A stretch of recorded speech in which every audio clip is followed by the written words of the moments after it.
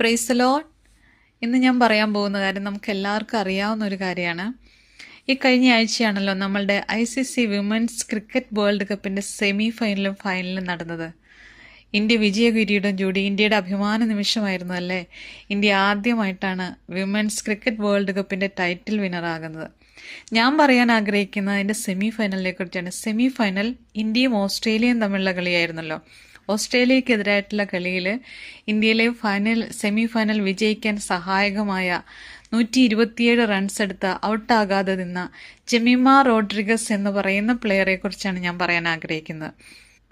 മാച്ചിൻ്റെ വിജയത്തിന് ശേഷം ജെമീമ പറയുന്നുണ്ട്, ഞാൻ ആദ്യം തന്നെ യേശുവിന് നന്ദി പറയുന്നു. എനിക്ക് തന്നെ ഇത് ചെയ്യാൻ കഴിയില്ല, ദൈവമാണ് എന്നെ നടത്തിയത് എന്ന്.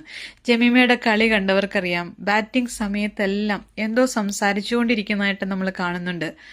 എന്തായിരുന്നു സംസാരിച്ചതെന്ന് ചോദിച്ചതിന്, ആദ്യമൊക്കെ ഞാൻ എന്നെ മോട്ടിവേറ്റ് ചെയ്യായിരുന്നു, പിന്നീട് എനിക്ക് എൻ്റെ ശക്തി പോകുന്ന പോലെ തോന്നി, ഞാൻ ടയേർഡായി പോകുന്ന പോലെ തോന്നി.